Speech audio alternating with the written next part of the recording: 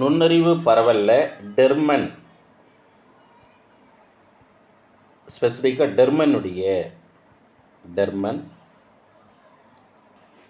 நுண்ணறிவு பரவல். இப்போ நம்ம ஏற்கனவே பார்த்தது ஜென்ரல் கேட்டகரி, பொதுவாக இருக்கிறது நம்ம பார்த்துருக்கோம். சில சமயங்களில் ஸ்பெசிஃபை பண்ணுறாங்க. எப்படின்னா டெர்மனின் நுண்ணறிவு ஈவு வகைப்பாடு. அப்போ இதை நம்ம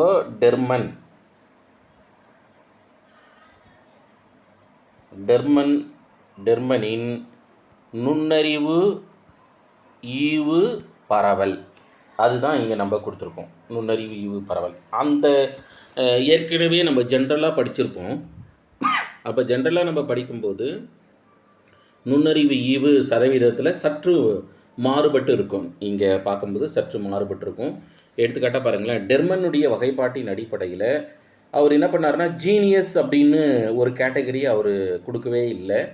நேரடியாக மீத்திறன் மிக்க மாணவர்கள் தான் கொடுத்துருந்தார். அப்போ மீத்திறன் மிக்க மாணவர்கள் எத்தனை சதவீதம் சொல்லியிருந்தாருன்னா 5%. பொதுவாக பார்த்தோமில்ல, அதே தான். அதுக்கடுத்து பார்த்திங்கன்னா 140க்கு மேலே, 150க்கு மேலே, 160க்கு மேலே இந்த கேட்டகரியில் இருக்கிறவங்க எல்லாருமே என்ன சொன்னார்னா அவர் யார், டெர்மனு மீத்திறன் மிக்கவர்கள். ஏன்னா அவங்க இப்போது 2022 நடந்த டெட்டில் அவங்க ஸ்பெசிஃபிக்காக டெர்மனின் வகைப்பாட்டின் அடிப்படையில் மீத்திறன் மிக்க மாணவர்களின் நுண்ணறிவு ஈவு அப்படின்னு கேட்டுட்டு ஆப்ஷன் ஏவில் என்ன பண்ணாங்கன்னா 120லேருந்து 129 அப்படின்னு கொடுத்தாங்க.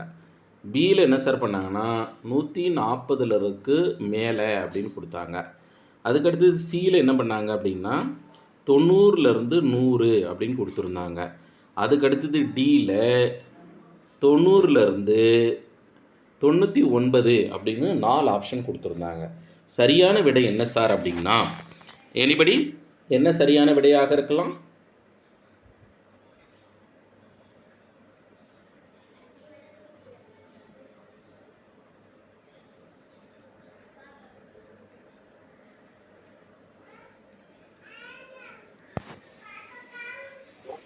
என்ன சார் சரியான விடை அப்படின்னா பி ஆப்ஷன் தான் சார் சரி.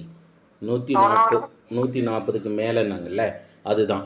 ஆனால் இதுவே நம்ம 140க்கு மேலே பொதுவான வகைப்பாடு என்ன படிச்சிருக்கோம்னா ஜீனியஸ்ன்னு படித்தோம். அண்ணா பொதுவான வகைப்பாட்டில் 120க்கு மேலே ஒருவருடைய நுண்ணறிவு ஈர்வு இருந்தால் அவங்கள தான் மீத்திறன் மிக்கவர்கள் என்று சொன்னோம். ஆனால் டெர்மன் என்ன சொல்கிறாருன்னா 120 சொல்லலை, 140. இது மட்டும் slightly differ from the general categories of intelligent IQ or intelligent question then டெர்மன். அதனால் டெர்மன் கிட்ட கேட்கலாம் சார். அடுத்து பாருங்களேன், திறன் மிக்கவர்கள் எத்தனை சதவீதம்னா 14%. பர்சன்டேஜில் மாறலை, 14 தான். ஆனால் 110லேருந்து 139 வரை இருக்கிறவர்களை இவர் திறன் மிக்கவர்கள் சுப்பீரியர் என்று அழைக்கிறார். இங்கே ஆங்கிலத்தில் வெரி சுப்பீரியர் கிஃப்டடுன்ற வேர்டு இவர் யூஸ் பண்ணலை, கிஃப்டடுன்னு யூஸ் பண்ணலை. அதுக்கு மாறாக என்ன யூஸ் பண்ணார்னா வெரி சுப்பீரியர் என்று யூஸ் பண்ணார். சரிங்களா? ஆங்கிலத்தில் வெரி சுப்பீரியர், தமிழில் மீத்திறன். அதுக்கடுத்து திறன் மிக்கவர் சுப்பீரியர். அதுக்கு அடுத்ததாக சராசரியானவர்கள் எவ்வளோ சதவீதம்னா 60. இதில் மாற்றம் இல்லை.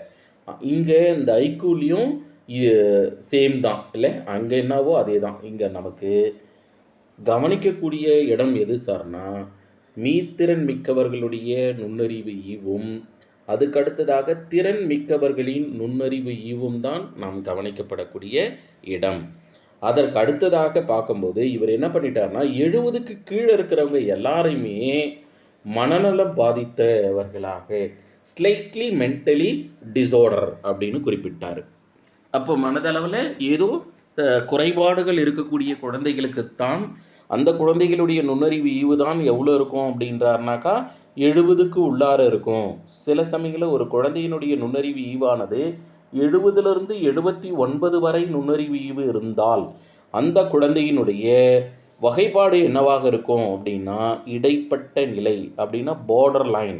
அப்போ பார்டர் லைன் என்ன, மென்டலி டிஃபெக்டும் கிடையாது குழந்தை, அதுக்கு அடுத்தது ஆவரேஜுக்கும் பின்தங்கி இருக்கக்கூடிய நிலையும் இல்லை அப்படின்னு பார்க்குறோம். அதற்கு அடுத்ததாக ஆசிரியர்களே பின்தங்கியவர்கள் என்னத்துக்கு பின்தங்கியவர்கள்? சராசரிக்கும் பின்தங்கியவர். இது 14. இப்போ இதிலேருந்து நம்ம பார்க்கும்போது சதவிகிதத்தில் மாற்றம் இல்லை. எதில் மாற்றம் இருக்கிறது? நுண்ணறிவு ஈவில் மாற்றம் இருக்குது சார். அதனால் நுண்ணறிவு ஈவில் மாற்றம் இருக்கா? அதுக்கு அடுத்ததாக தமிழில் மீத்திறன் மிக்கவர்ன்றதை அதை அப்படியே கொடுத்துட்டாங்க. ஆனால் ஆங்கிலத்தில் என்ன பண்ணிட்டாங்கன்னா, இங்கே வெரி சுப்பீரியர் என்றும் திறன் மிக்கவர்களை சுப்பீரியர் என்றும் ஆங்கில வேர்டு வந்து யூஸ் பண்ணுறாங்க. அங்கே நம்ம என்னென்னு பார்த்துருப்போம்னா, கிஃப்டடு தென் அபோவ் ஆவரேஜ் அப்படின்னு படிச்சிருப்போம். Above average. அப்போ எல்லோருக்கும் டெர்மன் என்பவரின் டெர்மனின் நுண்ணறிவு ஈவு அப்படின்னு பார்க்கும்போது இவற்றிலிருந்து வினாக்கள் கேட்கலாம்.